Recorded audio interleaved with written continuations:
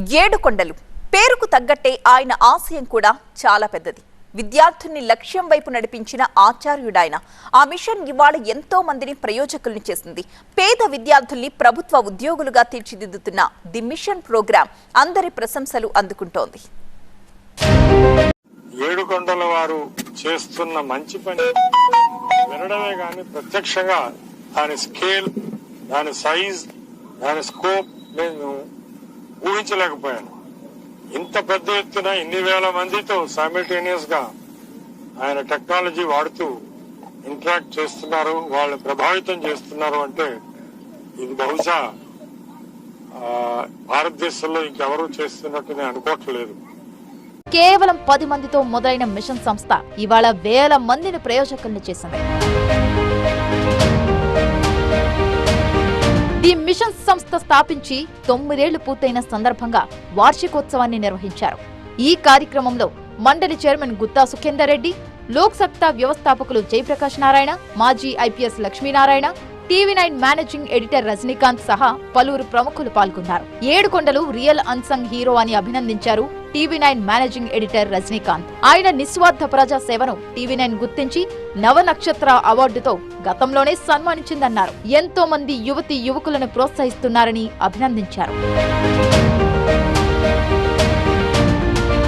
గుర్తింపు కోసం పాకులాడకుండా యువతకు మార్గం చూపించడానికి ఏడుకొండలు కృషి చేస్తున్నారని జయప్రకాష్ నారాయణ తెలిపారు. ఇంత చేస్తున్నా ఏడుకొండల్లో కొంచెం కూడా గర్వం లేదన్నారు. గ్లామర్ కోసం వద్దు, అధికారం కోసం వద్దు, అహంకారం కోసం వద్దు.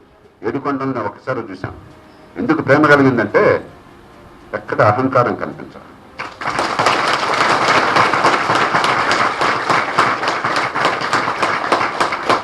ఏడుకొండలు ఉన్నతాధికారి కాదు, ఇవాళ యువతకు కూడా ఒక మార్గం చూపెడదాం. చాలా కన్ఫ్యూజన్ లో ఉన్నారన్న ఉద్దేశంతో ప్రయత్నం చేస్తున్నారు. అందుకు మనం ప్రేమించాలి, గౌరవించాలి. యువత తమ ఏడుకొండలు గారు ఉన్నారు. ఏడుకొండలు గారు నాగర్ కర్నూలులో ఎక్సైజ్ సీగా చేస్తున్నారు. ఆయన పని ఆయన చేసుకోవచ్చు, అక్కడ చేసుకుంటుండొచ్చు. ఆయనకు కావాల్సినంత ఉద్యోగం ఉంటుంది, చేయాల్సినంత అక్కడ ఉంది, హోదా ఉంది, గెస్ట్ ఆఫీసర్ అన్నీ ఉంటాయి. బట్ ఆయన ఎందుకు ఇవన్నీ దీనికోసం తపన పడాల్సిన అవసరం ఏముంది? ఏది ఇంతమంది లక్షలాది మంది ఆయన స్టూడెంట్స్ ఉన్నారు. ఇప్పుడు చూస్తే కనుక 30-40 వేల మంది ఆన్లైన్లో వాళ్ళకి మొత్తం కూడా క్లాసులు తీసుకోవడానికి ఉండేవాళ్ళు ఉన్నారు. కళ్ళు తెరవండి, గొంతు విప్పండి, మేధస్సు వికసించనివ్వండి, మీ బతుకుల్ని సార్థకం చేసుకోండి, చుట్టూ ఉన్న సమాజహితం కోసం పోరాడండి. అందుకు మీ అందరికీ స్ఫూర్తినిస్తున్న ఏడుకొండలను మనసారా అభినందిస్తూ మీ అందరికీ నమస్తే. కానీ ఏడుకొండలు ఎక్సైజ్ డిపార్ట్మెంట్లో పనిచేస్తున్నాడు. చెప్తున్నా కావాలంటే నషా ఫ్రీ అతనికి, కానీ ఆ నషాను ఒప్పుకోలేదు. వేరే నషా పట్టుకున్నాడు, సమాజాన్ని మార్చాలి అన్న నషా పట్టుకున్నాడు. ఆ మత్తులో ఉన్నాడు. అది చాలా గొప్ప విషయం. కాబట్టి సమాజ సంక్షేమమే నా ధ్యేయం అనే మత్తులో మునిగిపోయిన ఏడుకొండలు మిమ్మల్ని అందరినీ కూడా ఉన్నత స్థానాలకు తీసుకువెళ్ళడానికి ప్రయత్నం చేస్తున్నాడు. ఫైండ్ అవుట్ చేసిన తర్వాత 3-4 కేస్ స్టడీస్ తీసిన తర్వాత జ్యూరీ ముందు పెట్టాం. అప్పుడు జ్యూరీలో జేడీ గారు కూడా ఉన్నారు. జేడీ గారు, జయప్రకాష్ నారాయణ గారు, ఇంకా ఇతరత్ర వేరే వాళ్ళు కూడా ఉన్నారు. సో అందరి దగ్గర నుంచి సింగిల్గా నామినేట్ అయింది ఏడుకొండలు. సో దట్ జర్నీ, ఆ తర్వాత అసలు అతను ఏం చేస్తున్నాడు ఏంటి అనేది ఒక ఏవీ ప్రజెంటేషన్ అవన్నీ చూసిన తర్వాత రియల్లీ ఖచ్చితంగా ఇది సొసైటీలో ఒక తన మార్క్ని ఒక సామాన్యుడిగా లేకపోతే ఒక చిన్న గవర్నమెంట్ ఉద్యోగస్తుడిగా ఉండి ఎంతమందిని మోటివేట్ చేయొచ్చు అనే ఒక ఎగ్జాంపుల్ క్రియేట్ చేసిన వాళ్ళు అయితే ఏడుకొండలు నాకు ప్రత్యక్షంగా కనిపించారు. రియల్ అన్సంగ్ హీరో అని అంటే ఏడుకొండలుగా చెప్పొచ్చు. ఎస్పెషల్లీ చాలామంది ఇప్పుడు సోదరుడు ఏడుకొండలు గారు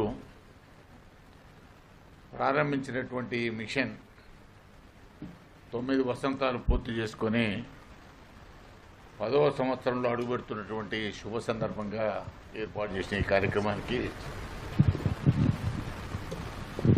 గౌరవనీయులు కాదు, సమాజంలో ఏ రకంగా మనం ఉన్నాము, ఏ రకంగా ముందుకు పోవాలనేటువంటి దానిలో భాగం. ఇది ఒక మోటివేషన్ కార్యక్రమం. ఎందుకంటే